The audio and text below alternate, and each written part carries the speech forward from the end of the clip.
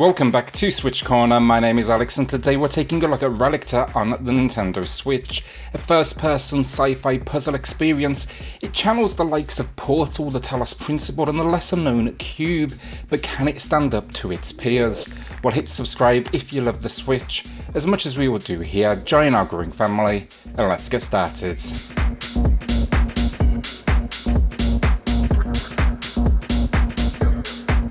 The story, and the idea here is you are a top physicist stranded on the moon alone. You're in this empty base. To push the story forward though, you do have an AI companion as well as the occasional phone call with other characters. It's not deep, I will say that, but the game at least attempts to put some, meaning behind the next task at hand, the next puzzle you will face. So let's say we need to get out there and repair something. It's not groundbreaking for the genre, that is for sure. In fact, you'll have seen it all before, but that's not to say it's bad either, just very predictable in the story beats it hits and not particularly memorable. What let the story down for me though, it's the writing itself. It's just hit and miss. They try to build up these characters, but I didn't find them likeable and they swear near constantly, which just kind of felt a little out of place. Now on that note, do know swearing does not bother me at all. It's just kind of here it feels almost unnatural and basically laughable in its execution. It just kind of made these characters feel angry and bitter, but also kind of like overconfident and unreceptive to feedback. Just left me with this conflicting feeling through the whole experience.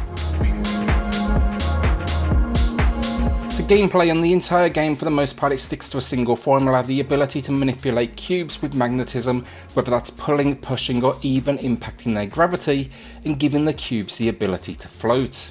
They can also then be used solo or in multiples, which means they impact each other. Now the area they impact handily marked by a field that surrounds them in blue or red. The colour it essentially represents the magnetism though, and same colours they will attract while opposites will push. Controls wise then, nice and simple. Aim at a cube and tap the left or right trigger for the magnetism changes, and then you can also sprint and jump as well. That's really it for the controls. Very simplistic. It's kind of putting all the gameplay down to your brain power. The gameplay loop though, it goes like this: explore the hub base, which is sizable, and either find secrets or simply move to that next location to start what it calls its tests. This is where the puzzle gameplay occurs. The puzzles, they increase in challenge though, and for the most part it's all about getting a cube to a switch, but it does add a little bit of variety in how you use them. To start, you'll simply be picking them up and dropping them, but by the end game you'll be using them as platforms to stand on, knocking others out of the way and teleporting them around. The challenge here is real though, and maybe 30 minutes in the brain began to ache. I didn't want to give too much away in this video, so all of this gameplay you're watching is within the first hour and a half to 2 hours. So like any game in this genre, the real challenge is understanding the physics and boundaries of the world, and this one in that sense is solid. Multiple paths to success, and the cubes, they are relatively consistent in their kind of behaviour of how they react to things, which is for sure important.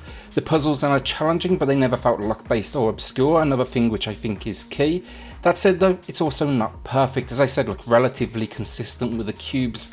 Occasionally they felt a little unresponsive. One moment I had to knock a cube off a shelf, and no matter what I did I just could not get the response I wanted, and it was like 10 minutes of repetition just trying the same thing over and over before I kind of got the reaction I wanted. As I said though, not frequent these moments, so do not worry about them too much. Likewise for issues, the jump is weak and unrealistic. You're a top physicist but you can't work out how to get onto a ledge not much higher than your waist. You require a cube. I mean, just come on. You could literally fall forward, basically plank your way onto the thing. Then the hub world as well, like I said, it's sizable, but it also just feels mostly irrelevant. I get the idea you're on the moon alone, but walking around a lifeless location isn't particularly fun, and it doesn't feel like there was really ever life there. It's just a whole lot of corridors, the occasional file to add some backstory thanks to emails and recordings, and that is really about it. For me, cut these moments down, tighten up the pacing, it would absolutely benefit from it. Finally then, the puzzles, they are challenging, but they don't really evolve too much. For me, a little extra variety would have for sure gone a long way. Overall, look, for gameplay, I did enjoy the puzzles to begin with. I just wish there was more to them. It feels like they had a concept and just kind of stuck with the same thing from beginning to end. It still does enough, honestly, to stand out amongst its peers, and I wrapped it up in right around 6 hours, but I can also see all the potential this concept has if they'd just gotten a little more creative and played it a little less safe. So graphically, I do think the game looks good, but the Switch downgrade is still very real. If anything, it's kind of lacking polish, this one, and that's highlighted here on the Switch thanks to a whole lot of like jagged edges.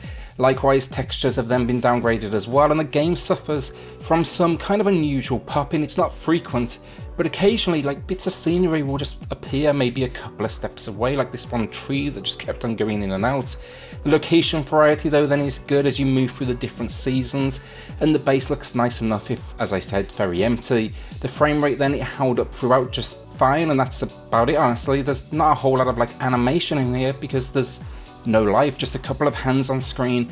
The cubes are great as they kind of fly around and come to life, but that's really about it. It's decent, but it's definitely kind of showing some rough edges as you go through it. Audio then, and there's a soundtrack to this one. It goes for that dark and ominous, tone and in its design, and that was a wise choice because there's not a lot of animation here, meaning not a lot of sounds for you to actually replicate, so this kind of adds atmosphere and intrigue to the whole experience.